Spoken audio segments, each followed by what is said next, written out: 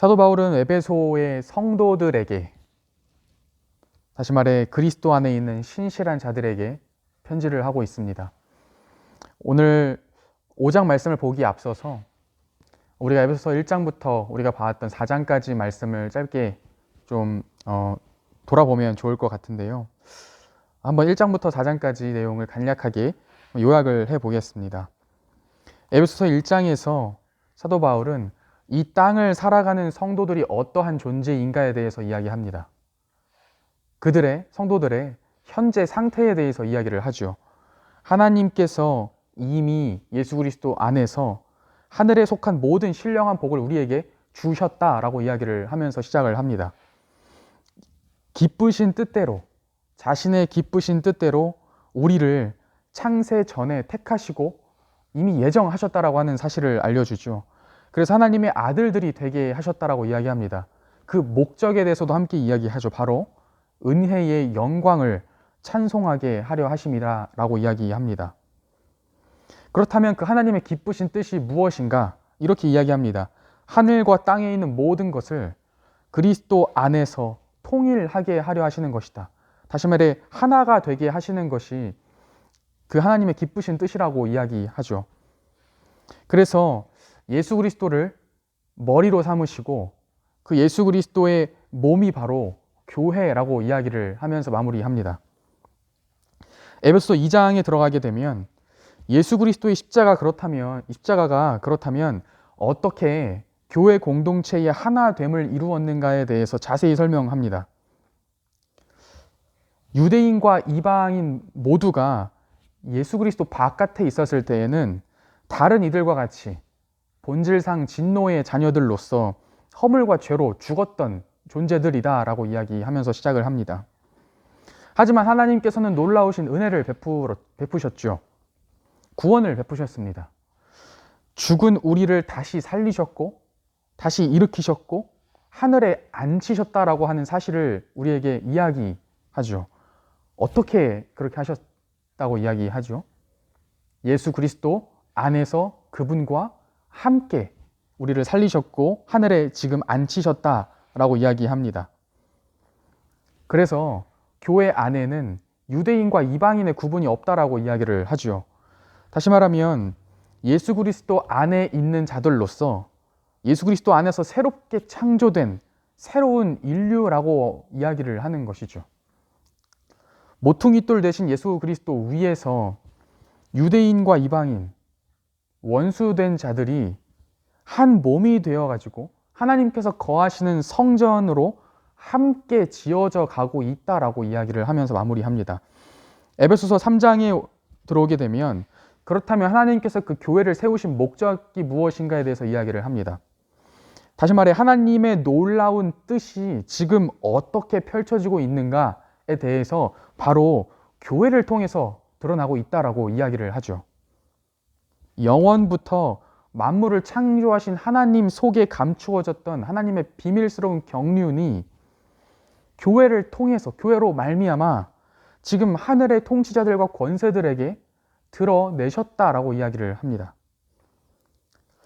에베소서 1장과 3장의 내용을 쭉 보면, 요약을 해보면 어떻게 하나님께서 예수 그리스도 안에서 우리를, 저와 여러분을 구원하셨는가, 그리고 구원받은 자들의 공동체인 교회 공동체를 어떻게 하나님께서 세우셨는가에 대한 초점이 맞춰져 있습니다. 이렇게 앞부분에 이런 이야기, 이런 진술들을 하는 이유는 우리 뒷부분에 이제 시작이 될 에베소 4장부터 시작이 될 이 권면과 지침에 대한 근거가 되기 때문에 그렇습니다. 이 앞에 있는 내용이 결코 허황된 이야기나 아름다운 동화 속의 한 장면과 같은 현실과 너무나도 거리가 먼 이야기가 아니라 이 땅을 살아가는 신자들에게 지금 벌어지고 있는 현실 그리고 실제다라고 이야기하고 있는 것이죠. 우리가 누구이며 우리가 모여있는 이 우리의 모임이 어떠한 모임인가에 대해서 강조하고 있는 것입니다. 에베소서 4장에서 바울은 하나님의 놀라우신 뜻 안에서 세워진 교회 그리고 성도들은 그러면 어떻게 살아가야 하는가에 대한 실제적인 지침과 권면을 제시해 줍니다. 이렇게 이야기하죠. 너희를 부르신 하나님의 놀라운 부르심에 합당하게 행하라. 우리 오해하면 안 됩니다. 이렇게 해야지만, 이 지침들을 다 지켜내야지만 우리가 구원을 받을 수 있는 성도들이 아니라, 혹은 이렇게 해야지만 우리가 공동체의 일원이 될 수 있는 자격이 주어진다라고 하는 것이 아니라, 만약에 이렇다라고 한다면 이것은 유대인의 율법과도 같은 것이죠. 율법을 지켜야만, 또 그대로 순종해야만 그 유대인의 공동체 안에 들어올 수 있다라고 얘기하는 율법과 같은 것입니다. 하지만 지금 4장부터 이야기하고 있는 이 지침과 리스트들은 그런 성격의 것들이 아닙니다. 앞에 보았던 1장과 3장의 사실에 근거하여 구원받은 성도들의 그러면 합당한 반응이 무엇인가? 그 반응에 대한 권면 그리고 촉구를 하고 있는 것이죠. 따라서 우리가 지난 시간에 보았던 이 4장에 나와 있는 리스트들은 우리가 지켜야 할 이유가 있는 것입니다. 왜냐하면 사도 바울이 에베소서를 시작하면서 가장 먼저 명시하듯이 1장 1절에서 명시하듯이 신자들은, 저와 여러분은 이미 하늘에 속해 있는 거룩한 성도들이기 때문에 그렇습니다. 다시 말하면 이미 옛 사람을 벗어 던졌고 이 새 사람을 입은 새 창조이기 때문에 그렇죠. 그래서 이전의 습관, 우리가 어둠에 있었을 때 가지고 있었던 그 습관, 이전의 삶으로 돌아가지 말라라고 이야기하는 것입니다. 즉 우리의 새로운 정체성에 그러한 삶이 어울리지 않는다라고 이야기하는 것이죠. 앞에 1장부터 3장, 하나님께서 예수 그리스도 안에서 행하신 놀라우신 일들에 근거하여 지금 사도 바울은 성도들의 이 땅 가운데에서 하늘에 속한 자들로서 합당한 삶의 반응을 이끌어내고 있는 것입니다. 공동체 안에서 무엇보다 성령이 하나 되게 하신 것을 힘써 지키라라고 명령하죠. 무엇보다 그리스도의 장성한 분량에 이르기까지 그리스도를 믿는 것과 아는 일에 하나가 되라라고 권면합니다. 그러면서 공동체 안에서 성도들의 윤리적인 삶과 선행 그리고 덕을 장려합니다. 아직 우리는 이미 하늘에 속해 있으나 이 땅 가운데 살면서 아직 노력해야 할 부분, 애써야 할 부분이 존재한다라고 이야기하는 것이죠. 이 땅의 삶 가운데 주의해야 할 것이 있다라고 이야기합니다. 이러한 지침들, 이러한 권면들은 지금 우리에게도, 저 여러분에게도 동일하게 필요한 권면이고 지침들입니다. 왜냐하면 우리 안에 여전히 남아있는 이 죄성은 예수 그리스도의 몸된 교회 공동체 하나됨을 순식간에 파괴시켜버리고 와해시켜버릴 수 있는 힘이 있기 때문에 그렇습니다. 반면에 공동체 안에 지체들 사이에, 지체들 가운데 이루어지는 선행과 덕은 공동체의 생명을 살려내고 또 공동체의 하나됨을 회복하고 또 굳건하게 하는 더 큰 능력이 있기 때문입니다. 오늘 본문에서 사도 바울은 하나님을 본받으라 라고 하는 명령으로 시작합니다. 다시 말하면 우리의 정체성에 호소하고 있는 것이죠. 왜냐하면 우리가 하나님의 사랑을 받는 자녀이기 때문이다 라고 이야기합니다. 우리를 택하시고 부르신 하나님의 목적이 무엇이죠? 1장 4절에 나와 있었죠. 하나님 앞에서 거룩하고 흠이 없게 하려 하심입니다. 그래서 우리를 예수 그리스도 안에서 택하시고 부르신 것이죠. 그 이유에 대해서 우리가 지난 시간에도 보았듯이 우리를 사랑하셨기 때문에 그렇습니다.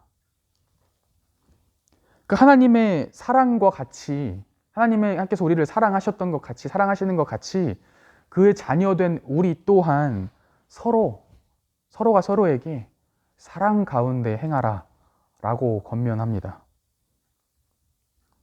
구체적으로 어떻게 사랑을 행해야 할지 그 본보기도 제시해 주시죠. 바로 이 하나님의 아들이신 예수 그리스도, 그분께서 우리를 위해서 자신을 내어주신 것 같이 서로 사랑하라 라고 이야기합니다.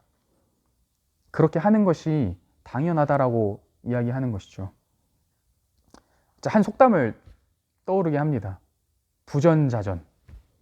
아버지의 그러함 같이 아들도 그러한 것이죠. 하나님 아버지의 그러하심처럼 예수 그리스도, 그 아들이신 예수 그리스도께서 온전한 사랑을 우리에게 베푸셨고 보여주셨던 것 같이 그 안에서, 예수 그리스도 안에서 하나님의 아들들이 된, 하나님의 자녀들이 된 저와 여러분들 또한 사랑의 삶을 살도록 권면하고 있는 것입니다. 그래서 사랑을 행하는 것, 이것이 바로 공동체의 원칙이자 행동 강령이 되는 것이죠. 그 이후에 바울은 행실과 말에 있어서 우리에게 성숙할 것을 권면합니다. 3절에 보시면 우리 악한 행실에 대해서 경고를 하죠.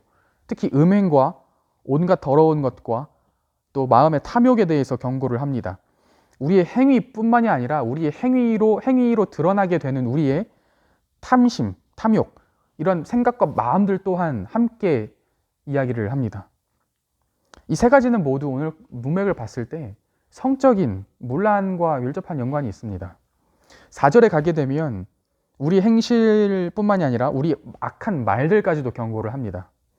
누추함이나 어리석은 말이나 희롱의 말을 하지 말라라고 이야기하죠. 우리 악한 행실과 행동과 말, 언행에 대해서 경고하는 이유에 대해서 이렇게 이야기합니다.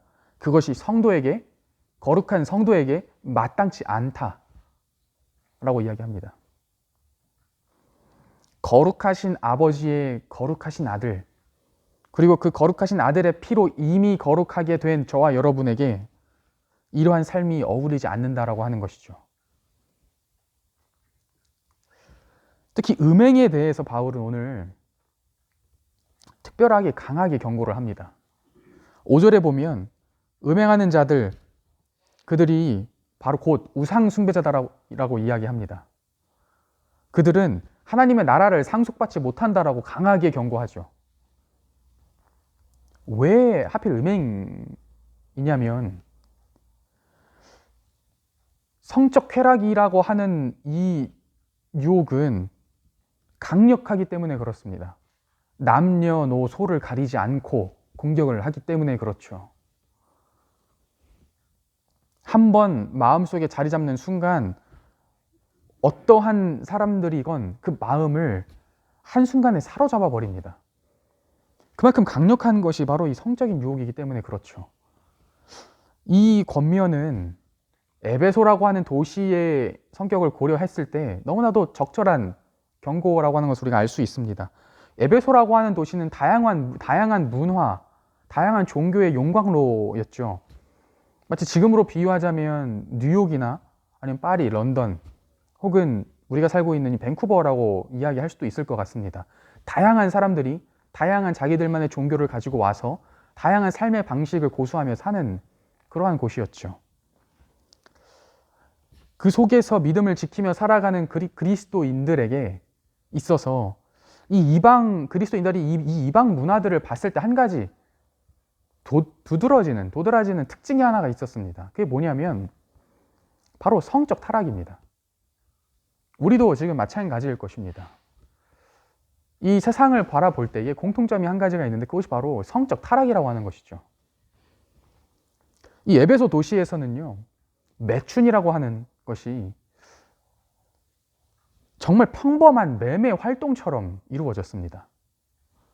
그냥 때로는 에베소 사람들의 권리처럼 행해졌죠. 심지어 1년의 어느 날이 되면 신전에서 남자, 여자 사제들, 창기들이 풀려나서 도시 사람들을 붙잡아서 아무나하고 성관계를 맺어버리는 그러한 난교 파티가 벌어지기도 했습니다. 그러한 삶을 그러한 것을 고상한 종교적 행위로, 의식으로 여겼죠. 우리가 살아가고 있는 이 밴쿠버 땅의 문화도 별반 다르지 않는 것 같습니다. 1년에 한 번 게이 퍼레이드가 열리고 그것을 온 나라가 축하합니다. 그렇게 사는 삶이, 그러한 가치관을 흘러가는 대로 살아가는 삶이 고상한 삶이다라고 그리스도인들에게 비밀스럽게 공격을 가해 오죠. 성경은요, 특히 음행과 성적인 문란에 대해서, 성적인 죄에 대해서 아주 심각하게 다룹니다. 왜냐하면 성적인 관계라고 하는 것은 하나님께서 우리에게, 인간들에게 주신 아주 특별한 선물이기 때문에 그렇습니다. 다른 남자와 다른 여자가 하나가 되는 과정이기 때문에 그렇죠. 그래서 그 안에는 아주 강력한 파워가 있습니다. 성적인 문란이 교회 밖에만의 문제는 아닌 것 같습니다. 교회 안에서는 더 강한 파괴력을 발휘합니다. 여러분이 한국교회, 다른 교회, 다른 세계 어느 교회 할 거 없이 많이 접해 보셨을 겁니다. 많은 사례들을 아마 알고 계실 겁니다. 결혼이라고 하는 관계 안에서는 이 성적인 결합이 엄청난, 정말로 또 다른 생명을 잉태하는 엄청난 생명력을 가지고 있습니다. 그런데 하나님께서 주신 이 결혼 관계 밖에서 사용이 되게 되면, 남용이 되게 되면 강력한 파괴력을 가지고 가정을 파괴하고 공동체를 파괴합니다.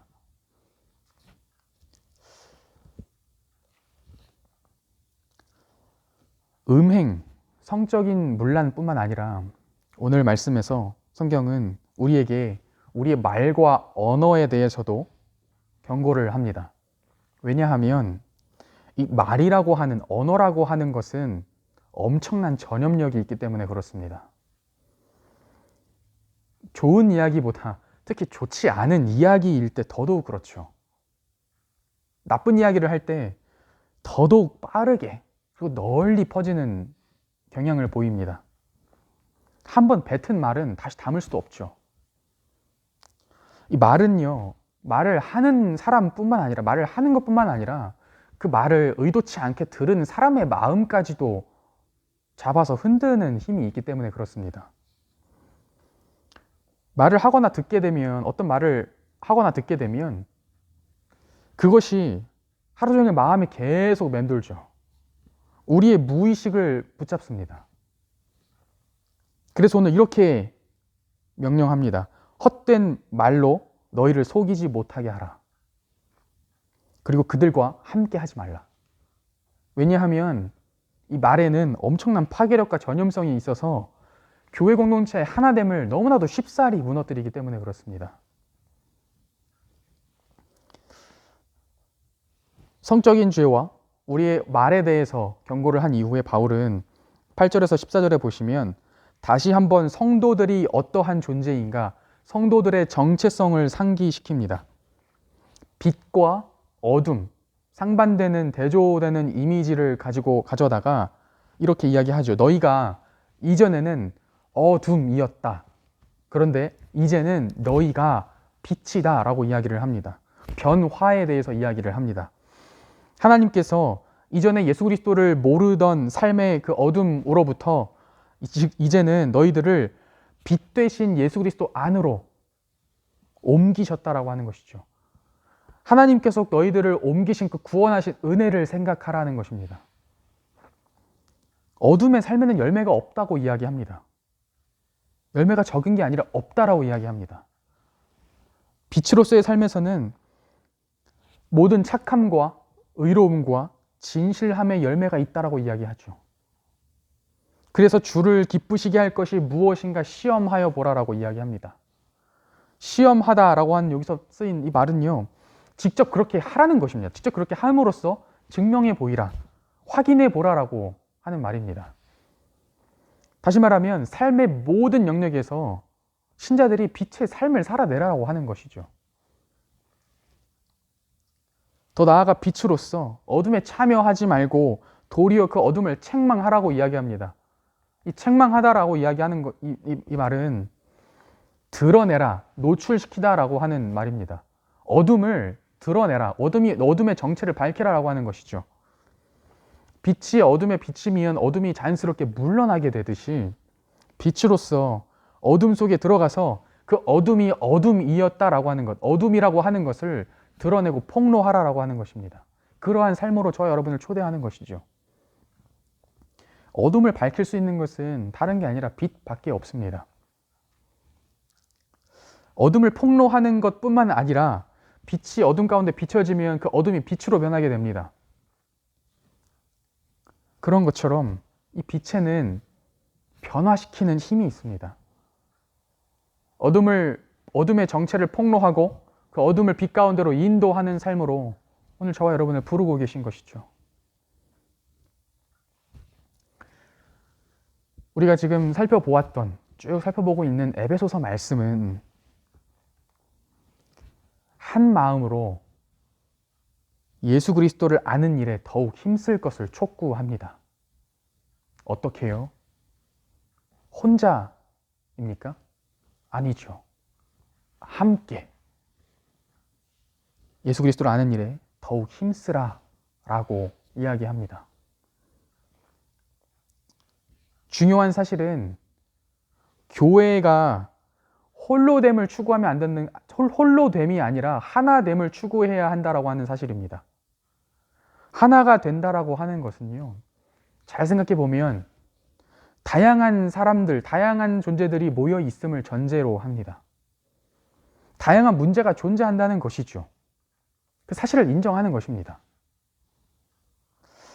사실 성경은 교회에게 다양한 문제나 갈등이 생기는 것 그 자체를 두려워하거나 피하라고 이야기하지 않습니다. 오히려 그 속에서 하나됨을 붙잡으라라고 이야기합니다. 문제 생길 것이 두려워서 홀로됨을 선택한다고 한다면 편할 수는 있을 것입니다. 문제의 양상이 그렇게 복잡하진 않을 것이기 때문에 그렇죠. 그런데 그렇다라고 해서 문제가 줄어들거나 사라지지 않을 것입니다. 다른 문제들이 계속 생겨나겠죠. 하나님께서는 우리를 예수 그리스도의 몸으로 부르셨습니다. 한번 생각해 보십시오. 우리의 신체 기관 중에 우리 몸에서 떨어져 있는 기관이 존재합니까? 그렇지 않습니다. 홀로 떨어져서 자립할 수 있는 기관이 존재합니까? 결코 그 어느 것도 없습니다. 서로 연결되어 있고 밀접하게 붙어 있습니다. 서로가 서로에게 상호 의존의 관계를 맺고 있는 것이 바로 몸의 관계입니다. 서로 다르지만, 서로 다른 지체들이지만 한 분 예수 그리스도의 인도하심 아래에 거하고 있는 한 몸인 것이죠. 하나가 된다는 것은 하나가 된다는 것의 출발은 예수 그리스도 안에서 나는 누구인가, 그리고 우리는 누구인가에 대한 성도와 교회의 정체성을 다시 돌아보는 것으로부터 출발합니다. 즉 예수 그리스도의 십자가로 다시 돌아가는 것이죠. 왜냐하면 그 십자가, 우리가 에베소서 2장에서 보았듯이 그 십자가 앞에서는 이방인이나 유대인이나 모든 사람들이, 모든 성도들이 똑같이 죄인이고 또 똑같이 예수 그리스도의 거룩하신 의로 옷 입게 된 의인이기 때문에 그렇습니다. 팬데믹을 지나면서 여러 지침들과 또 여러 사회적으로 우리가 시행했던 여러 거리두기를 우리가 지켜나가면서 사이드 이펙트들이 함께 존재했습니다. 그러면서 많은 성도라고 불리는 자들이 자신이 누구인지 잊고 살기 시작했습니다. 이전에 어둠이었던 삶으로부터 빛으로 점점 밝아지는 것이 아니라 밝아졌던 삶으로부터 점점 더 어두워지는 삶으로 돌아가고 있는 모습들을 많이 보였죠. 마치 하나님이 없는 사람들처럼 자신의 몸과 마음의 소욕이 이끄는 대로 자신의 몸을 의의 무기가 아니라 죄의 무기로 내주는 일도 허다했습니다. 빛인데도 불구하고 여전히 어둠의 삶에 머물러 있는 성도님들이 계십니까? 밝은 빛 가운데 있으나 여전히 잠자고 계신 성도님들이 계십니까? 오늘 성경이 명령합니다. 일어나십시오. 성도에게 어울리지 않는 더러운 죄의 삶으로부터 깨어나십시오. 어두운 빛은 있어도 어두움 속에 가리워지는 빛은 존재하지 않습니다. 다시 빛 되신 예수 그리스도의 앞으로 나아오십시오. 여러분을 위해 창세 전에 하나님께서 계획하신 그 비밀의 경륜이 얼마나 큰지 바라보십시오. 우리는 사실 우리가 아무리 거룩한다 한들, 우리가 아무리 의롭다 한들 하나님의 구원을 받을 수 있는 자격이 없는 존재들입니다. 그렇기 때문에 예수 그리스도가 우리에게 필요한 것이죠. 그렇기 때문에 그분께서 우리 땅 가운데 오셔서 완전한 의의 삶, 완벽한 순종을 이루어내신 것이죠. 무엇을 위해서 하셨죠? 다른 것이 아닙니다. 저와 여러분을 위해서 그렇게 완벽한 삶을 살아내셨습니다. 예수 그리스도를 아는 일에 함께 자라날 수 있는 선한 청지기들이 되기를 소망합니다.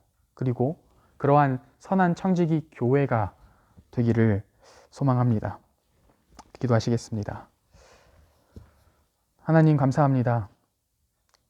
내가 거룩한 것 같이 너희도 거룩하라라고 하신 하나님의 거룩하신 명령을 우리가 이 땅 가운데 살면서 너무나도 쉽게 무시하고 살아가는 때가 많습니다.